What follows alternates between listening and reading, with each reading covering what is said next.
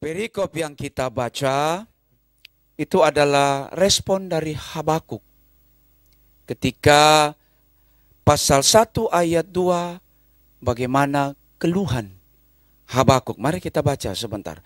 Pasal 1 ayat 2. Supaya kita tahu urutannya. Kenapa Habakuk meresponi seperti itu di dalam ayat 12-17 yang kita baca. Karena ayat pasal 1 ayat 2 Habakuk berseru kepada Tuhan. Sama dengan kita hari-hari ini.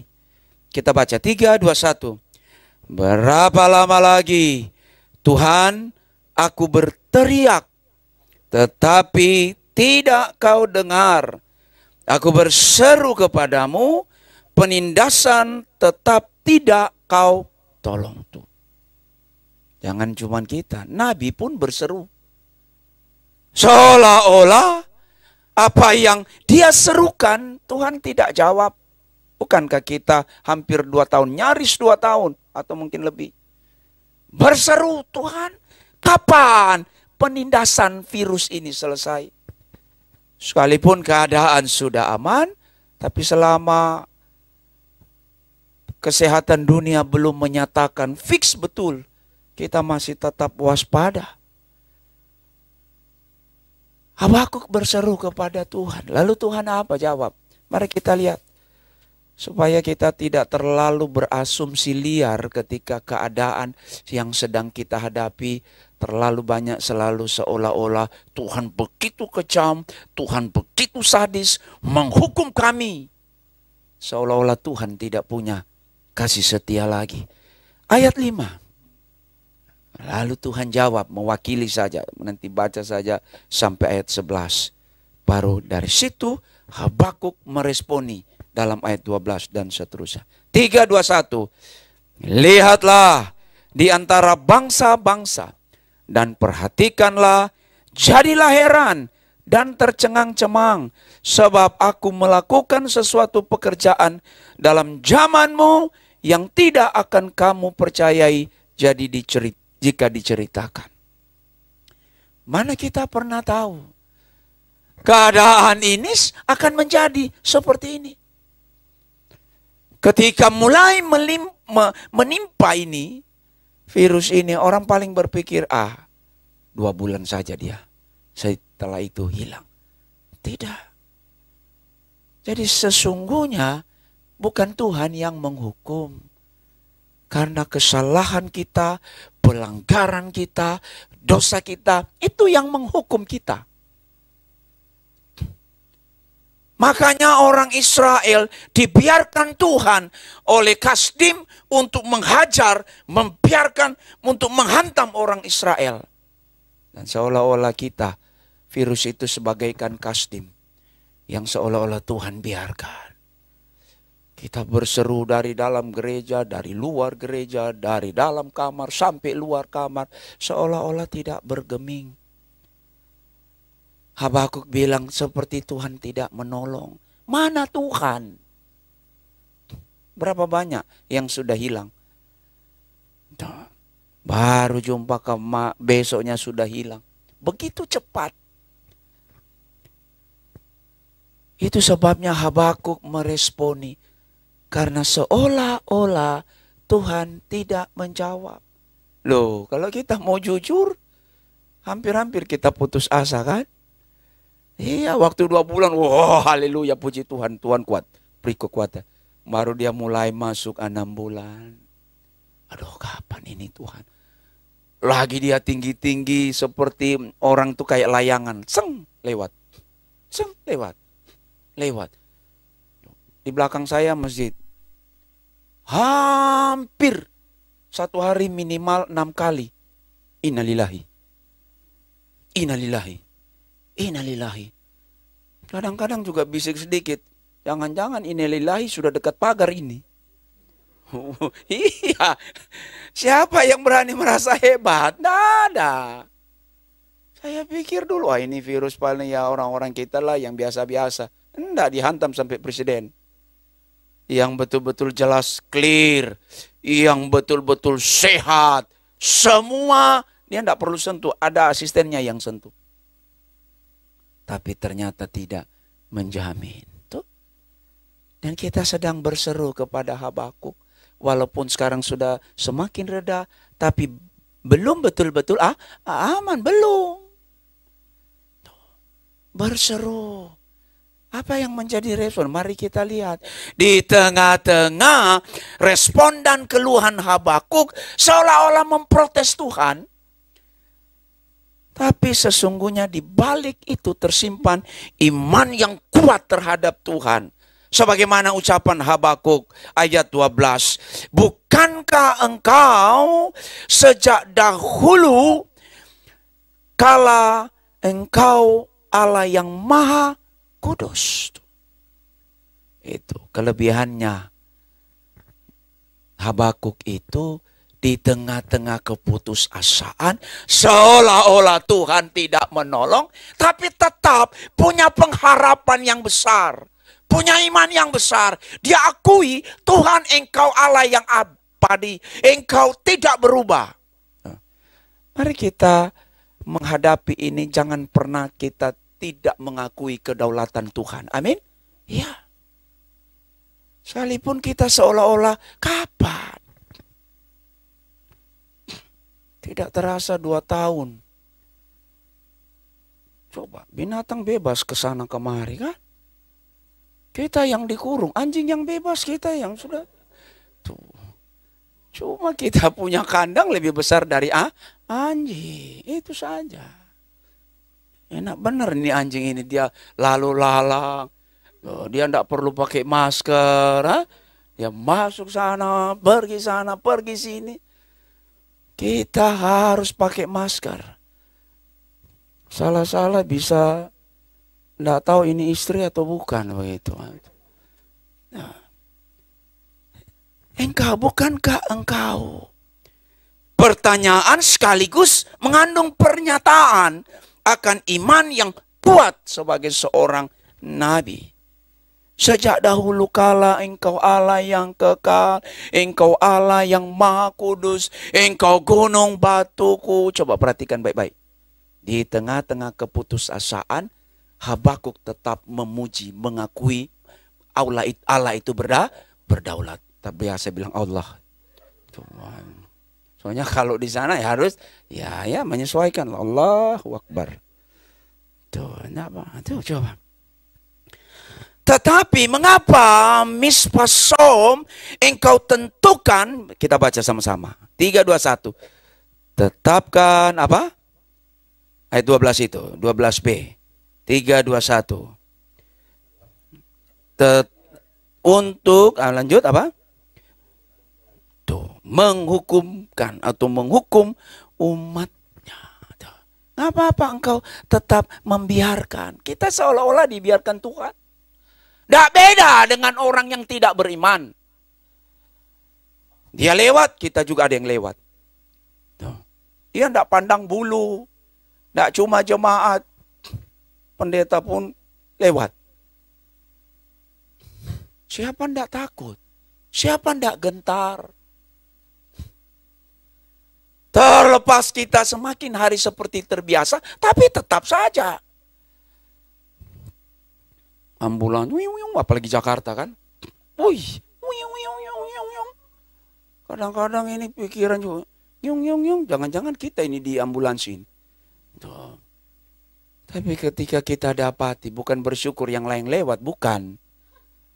Tetapi paling tidak kita sadar bahwa Tuhan masih pelihara. Ya, yang sudah lewat anggaplah sudah waktunya dia, sudah jadi rumahnya. Makanya berdoa, rumah lambat jadi. Oh, iya kalau rumah sudah jadi, ya, sudah sertifikat sudah tiba, kunci rumah ya sudah. Innalillahi lagi kan? Tuh. Mengapa? Seolah-olah menghukum. Itu sebabnya Habakuk bertanya. Di satu sisi dia meyakini Tuhan itu baik, Tuhan itu adil, Tuhan itu setia. Di sisi lain seolah-olah Habakuk bertanya, mana pertolonganmu? Persis kita itu. Saya yakin kita semua percaya Tuhan itu baik. Amin. Tapi faktanya seolah-olah Kasdim berkuasa. Seolah-olah virus itu berkuasa. Menaklukkan kita. Banyak nubuatan dalam Alkitab tergenapi. Rumahku akan sunyi senyap. Oh coba. Gereja besar-besar. Sepi kosong. Memang Alkitab itu luar biasa. Amin. Jangan pernah meragukan Alkitab. Amin. Iya. Biarlah mereka meragukan, terserah. Tapi kita tidak. Ini firman Tuhan luar biasa. Apa yang dia katakan pasti jadi. Jangan meragukan. Ada itu nubuatan semua. Rumah-rumahku akan sepi. Betul. Bayangkan itu gereja-gereja yang untuk ribuan. Sunyi senyap. Dan tidak beda dengan kuburan. Sepi. Ayat 13 mari kita lihat di sana. Terus Habakuk terus mengungkapkan ini. Dia coba untuk menyatakan bahwa Tuhan engkau kan baik, engkau adil. Bahkan dalam ayat 13. Suci matamu untuk melihat kejahatan. Dan tak dapat memandang kejahatan. El amal kelaliman dan engkau. Terus apa? Memandangi apa? Kata keras berdiam diri. Seperti tidak berkata apa-apa. Aduh. Kita saja coba kan. Kalau yang sudah suami istri. Dia diam saja 1 hari kita langsung pusing. Ini kurang lebih 2 tahun loh. Rasa-rasa kita mau bilang kalau suami atau istri diam. Ini suami apa bukan sih sebenarnya ini gitu. Tetangga aja ngomong apalagi suami atau istri. Tuhan seolah-olah berdiam. Tidak berkata apa-apa. Coba kita renungkan. Supaya kita melihat bagaimana dan seperti apa yang sedang terjadi. Dan bagaimana kita harus menyikapi itu. Iya. Kalau mungkin kita, suami kita bisa tanya, anak bisa tanya. Tuhan. Habakuk bilang seolah-olah engkau berdiam diri. Engkau tidak berkata apa-apa. Bukankah ayat 14. Kita baca. 3, 2, 1. Engkau menjadikan manusia seperti ikan di laut. Yang tidak ada. Wah. Habakuk ingin menggambarkan Tuhan. Bukankah engkau menciptakan manusia seperti ikan di laut. Memiliki kemerdekaan, kebebasan hidup dulu kita. Wah kumpul-kumpul aja, tidak ada masalah. Tidak ada hal-hal yang harus ditakuti. Bukankah harusnya seperti itu Tuhan? Ini. Tuh, jadi paranoid kita semua kan. Awas. Tuh, apalagi jangan buka. Pakai. Coba. Bukankah seperti itu Tuhan? Engkau menciptakan kami dan kami merasakan 2 tahun yang lalu begitu bebas, begitu santai, begitu enak kita menikmati. Tidak perlu masker, tidak perlu hati-hati, tidak perlu rasa takut, tidak perlu macam-macam. Tapi sekarang enggak. Kalau kita enggak yakin betul orang itu, waktu foto itu buka-buka kan, Tuhan tolong, berdoa terus ini. Loh iya. Mudah-mudahan innalillahinya jangan di sini, kiri kanan lah boleh begitu. Nah, mudah-mudahan umur panjang dan percaya Yesus lah. Ayat 15 mari kita lihat, kita baca bersama-sama. Ayat 15a, ditarik bahkan yang terjadi, ditarik dengan kail, ditangkap dengan pukat, dikumpulkan dengan payangnya. Ayat 16a mari kita baca. Dipersembahkan korban untuk pukatnya. Ayat 17a. Dihunus pedangnya dan membunuh bangsa-bangsa. Termasuk Yehuda. Tuhan biarkan Kasdim membunuh bangsa-bangsa. dibunuh, dikumpulkan seperti di dalam pukat, tidak berdaya, tidak punya kekuatan untuk melawan. Dan Kasdim itu seperti virus yang kita hadapi. Seperti mudanya orang sehat-sehat lewat. Tidak berdaya, tidak dapat berbuat apa-apa. Mematikan semuanya. Heran, ada orang juga masih juga bilang, wah ini rekayasa. Terlepas apa itu, tapi yang pasti mematikan. Wah ini bukan virus, bukan apalah. Tapi faktanya bahwa manusia menghadapi ancaman maut yang luar biasa. Digambarkan seperti ini. Ayat 15. Ia bersukaria, Kasdim bersukaria. Bangsa itu bersenang-senang melihat penderitaan orang Yehuda. Dianiaya, disiksa, dibunuh. Dan mungkin seperti itu. Kalau virus itu dia makhluk manusia, mungkin dia sedang tertawa. Berapa ribu, mungkin sudah juta manusia seluruh dunia yang meninggal. Senang melihat penderitaan. Dan kita menghadapi itu. Ayat 17. B. Dengan tidak kenal belas kasihan. Tidak ada rasa ampun. Tidak ada. Mana virus mau pilih-pilih? Tidak ada. Dari rumah gedongan sampai yang rakyat jelata habis. Digambarkan di sana bagaimana Kasdim menghancurkan bangsa Yehuda. Bukan karena Tuhan jahat. Bukan karena Tuhan itu tidak baik dengan kita. Karena dosa dan kesalahan kita. Karena kita, kata Yesaya, Tuhan bilang, aku sudah muak dengan engkau. Tuh. Seolah-olah Tuhan tidak adil. Tidak. Apa yang tidak adilnya Tuhan? Kita yang berbuat dosa, wajar kalau kita dihukum karena perbuatan kesalahan kita. Bukan karena Tuhan. Mari kita merenung. Supaya kita menjalani, sebab tidak ada yang tahu kapan berakhir virus ini. Nah, tidak ada. Kita tidak tahu.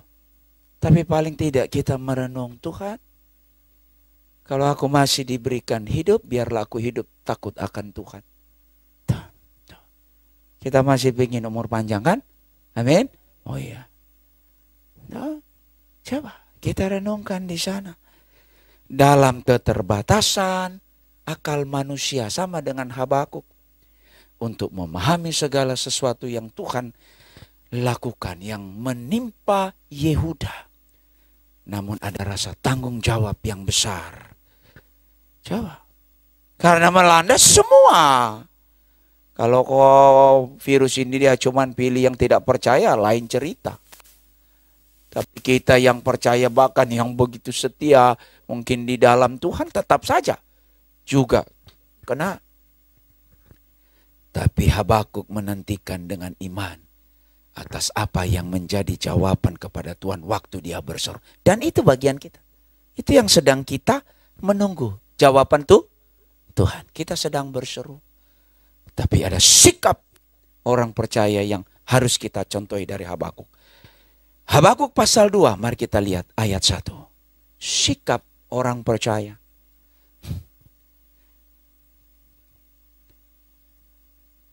Kita baca bersama-sama.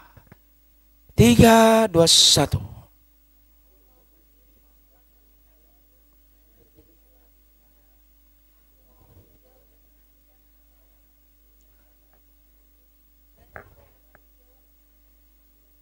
Amad al-Mismeret, aku menghadap. Aku berdiri menghadap di tempat pengintai atau tempat penjaga. Berdiri tegak, matsowir, bertahan. Kita mau bertahan, amin. Kita jangan takut dengan apa yang kita hadapi. Kita menghadap, kita berdiri, hadapi itu. Jangan lari dari kenyataan hidup. Kita hadapi. Kita berdiri, bertahan di menara. Di menara.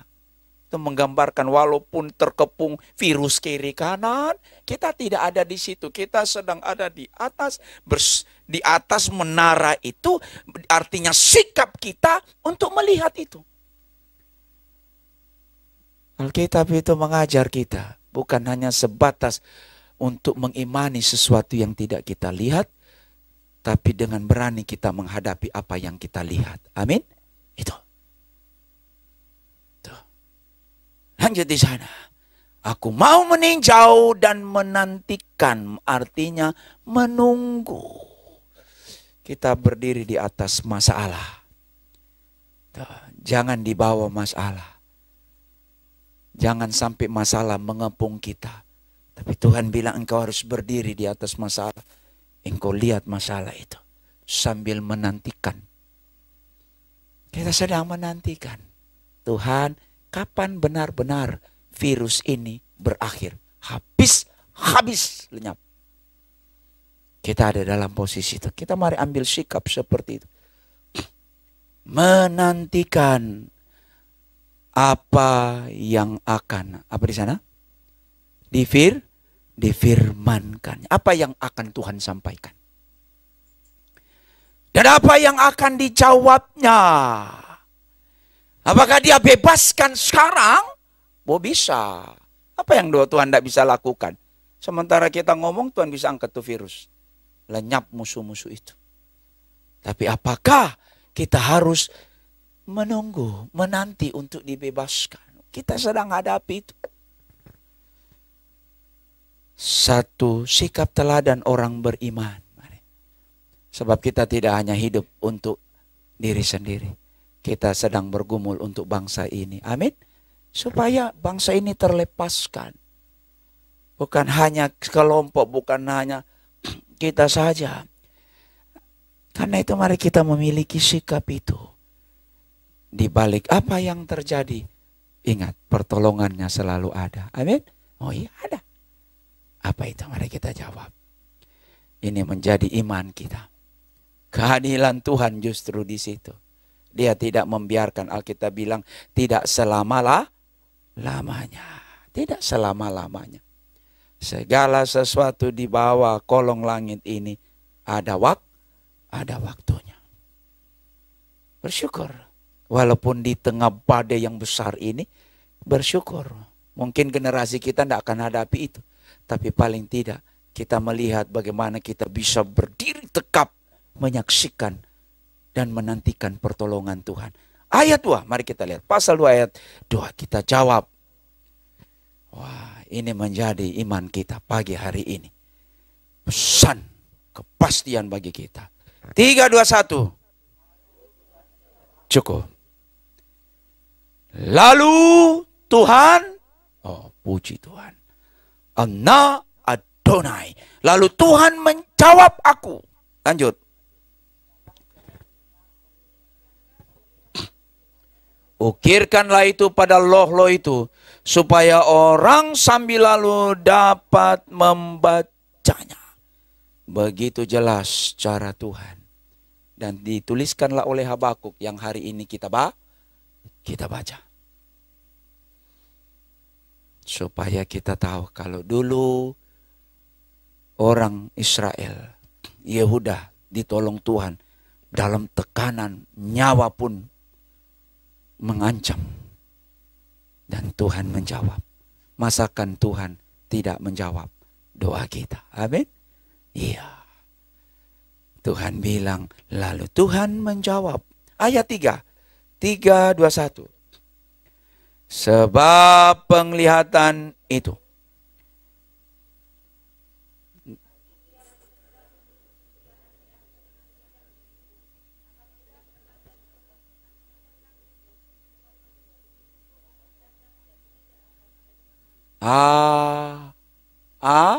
Amin. Jangan terlalu lama aminnya. Nanti virusnya lama. 3, 2, 1. Satu lagi. Amin. Tuh. Dan tidak berlambat laun. Mari kita hidup lebih benar di hadapan Tuhan. Lebih sungguh-sungguh kepada Tuhan. Walaupun ada kalanya cara Tuhan menjawab tidak sesuai dengan harapan kita. Kalau mau Tuhan, baru 1 hari jadi kemarin 2020, besok Tuhan angkat saja. Belum tentu sama dengan kita. Sebab Tuhan tahu kapan waktunya untuk menjawab apa yang kita harapkan. Dia lebih tahu. Tapi kita punya sikap dan kita yakini. Ia bersegera menuju pada kesudahan hukuman itu. Atau karena perbuatan orang Yehuda dan kita. Dan tidak akan bertangguh. Auhar itu tidak menunda, tidak memperlambat. Tapi waktu Tuhan itu yang dia tetapkan. Di sini menunjukkan kemahatauan Tuhan dan keadilannya untuk menjawab apa yang menjadi harapan. Jadi jangan meragukan pertolongan Tuhan. Amin. Tuhan pasti tolong kita. Dia pasti jawab doa kita. Jangan pernah menyerah. Elohim Yefarek Otcha. Tuhan memberkati kita sekalian. Beri kemuliaan bagi Yesus.